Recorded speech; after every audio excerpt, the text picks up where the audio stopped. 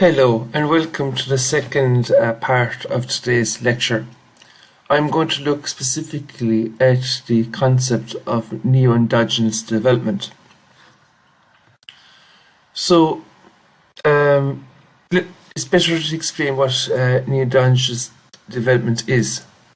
It can be defined as a reflexive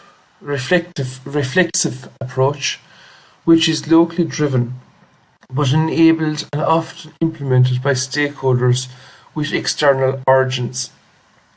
It is endogenous-based development in which extra local factors are recognized and regarded as essential, but which retains belief in the potential of local areas to shape their future. So when we look at the concept in a little bit more detail, at one end of the spectrum, we've got exogenous development, which is top-down development. So all of the governance is taking place by external forces, and the community has very little say over its own future or over any decisions which it wants to take. The other end of the spectrum then is endogenous development, where all the decisions are being made at a local level. Some community development workers would appreciate this as being the ideal, but if there's no government supports to finance and to provide leverage, it can pose its own problems and difficulties. Endogenous development is also known as grassroots development or a neighbourhood approach. You will see lots of different types of wording used in the academic literature to describe it. Whilst neo-endogenous development is the combination of both top-down forces, where you have external partners involved in the decision process, but also, as Ray states there, that the extra local factors, local organisations, their input is vital, and they should be an equal partner very much in the decision-making process. And it's important to note that neo-endogenous development as a concept is very strongly rooted in rural development literature. So here I have explained the three concepts here within this table.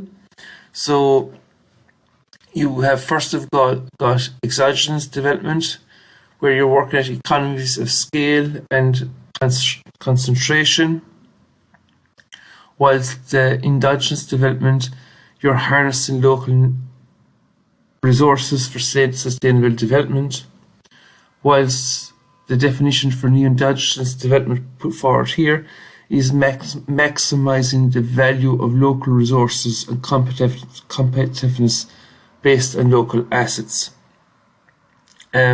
So exogenous development is very much concentrated on urban growth poles, and therefore a trickle-down effect then occurs to rural areas. So we have to acknowledge as well that it's most of the decisions by government are taking place in capital cities. It's also important to note that endogenous developments is very local initiative, and enterprise local initiatives and enterprise are taking place at a very much small scale as well, and it is also very much driven by local demand. Neo-endogenous development, there's networks of local actors connected to external influences. So when we look at problems maybe that are a result or from an exogenous approach is probably low productivity and peripherality, whilst an endogenous report is looking at the limited capacity of areas to grow to participate in economic activity, whilst the neo-endogenous development approach is looking at the rural penalty, connectivity and capacity for participation in networks, and very much getting everybody together to work in partnership to solve a particular problem.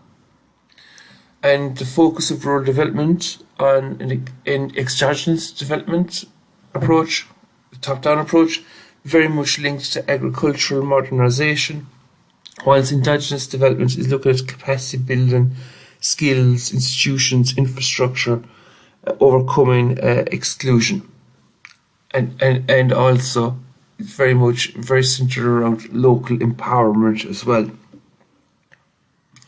Whilst the neo-endogenous development approach is a holistic approach to include local government, capacity building, overcoming exclusion, and value to local resources in enhancing connectivity and promoting innovation.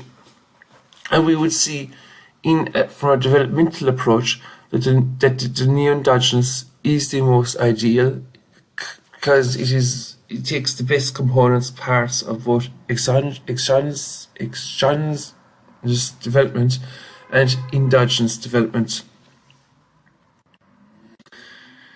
So the next two slides provides a key overview of the neo-endogenous approach. It comes from the Tilly 2 handbook, which I have uploaded onto Moodle, and you can read the relevant sections there about what neo-endogenous development is, and it gives a very good overview of the concept for those who want maybe more information on it. And what I want to finally look at here is an article produced by Almeida and O'Shaughnessy in 2022, and it makes very strong connections between the social enterprise sector and neo-endogenous rural development. And so neo-endogenous rural development, in their eyes, once again, it allows for networks of local actors connected to external influences. Okay, whilst for rural social enterprises, there's a strong local focus, and this comes through its mission statement, very much rooted in the local area, and it also allows for participation, and this type of participation can come from both local and external actors. So there is quite a strong relationship between the two. We also see a relationship around the competitiveness in neo-endogenous development. Competitiveness is based on local assets, but also competing for resources. So in this point of view as well, as a social enterprise in a rural area becomes more and more successful, it builds up a very good reputation, and therefore its catchment area for its business can expand, and it can also maybe develop stronger maybe business-to-business networks at the same time. And more often than not, these are located outside of its catchment area. It's important to note as well that social innovation is very important for both the neo-endogenous approach and for rural social enterprises. So in the neo-endogenous development approach, it really promotes both entrepreneurship and innovation, but there's also capacity to promote social entrepreneurship, and that comes across quite clearly into academic literature. There's also new ways of collective organisation combine a wide range of untapped resources. And that is a key feature of a rural social enterprise. It's finding new ways of doing new things and brings about bringing people together in order to solve a particular challenge or problem.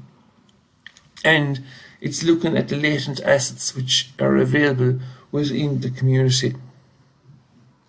Then we've also got multi-stakeholder governance. So in Endogenous development, multi-scale and multi-sectoral governance arrangements are key for the success of this model. And in a rural social enterprise, we've got participatory multi-stakeholder governance, cross-sectional relationships between the public and the state, the market and civil society. And this is very important for the success of a social enterprise. And the final component, a similarity between rural social enterprises and neo-endogenous development, is integrated development. Integrated development allows for a diverse economy and a holistic approach to placemaking. And in the social enterprise literature, we see that rural social enterprises often are associated with multi-dimensional contributions to local development. So as you can see, there are very strong crossovers between the concept of neo-endogenous development and a social enterprise, especially in the rural development sphere. So what I've done here in this brief lecture is outlined the concept of neo-endogenous development and its importance for building and promoting the concept of rural social enterprise and community-owned enterprises. So what the next part of the lecture is going to look specifically at the LEADER program, and the LEADER program is one of the best examples of neo-endogenous development in action.